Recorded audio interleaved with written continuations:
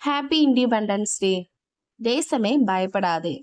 அன்பான சகோதர சகோதரிகளே, இன்று நாம் இந்திய தேச சுதந்திரம் பெற்ற சுதந்திர தினம்.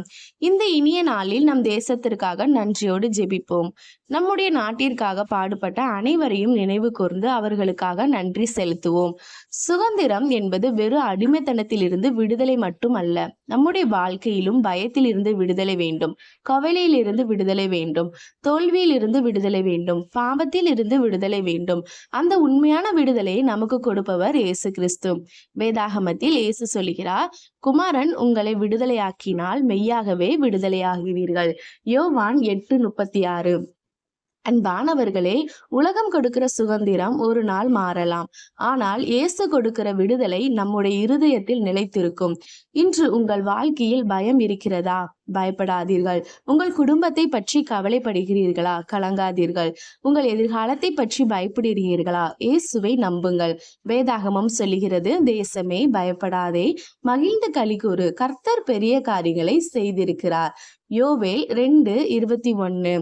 இந்த வசனம் இன்று நம் தேசத்திற்கு, நம் குடும்பத்திற்கும், நம் வாழ்க்கைக்கும் ஒரு நம்பிக்கையின் வார்த்தையாக இருக்கட்டும்.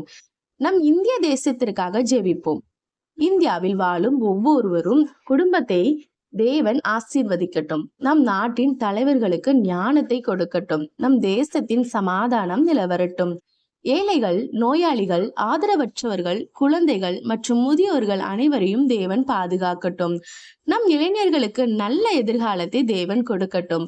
ஒவ்வொருவரும் வீட்டிலும் சமாதானம், சந்தோஷமும் நிலைத்திருக்கட்டும். நம் தேசத்தில் அன்பு, ஒற்றுமை வளரட்டும்.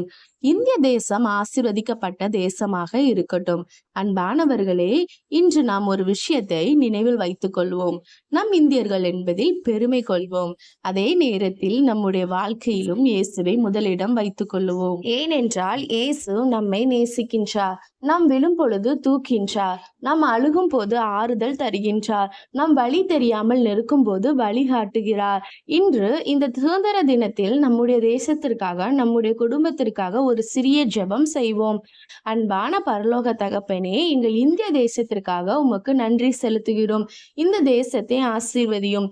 எங்கள் நாட்டின் தலைவர்களுக்கு ஞானத்தை தாரும். இந்தியாவில் சமாதானம் நிலவச் செய்யும். ஒவ்வொரு குடும்பத்தையும் பாதுகாத்தருளும். ஏழைகள் மற்றும் தேவையுள்ளவர்களுக்கு உதவி கிடைக்க செய்யும். எங்கள் பிள்ளைகளுக்கு, இளைஞர்களுக்கும் நல்ல எதிர்காலத்தை தாரும். எங்கள் தேசத்தில் அன்பு, ஒற்றுமை, சமாதானம் நிலைந்திருக்கட்டும்.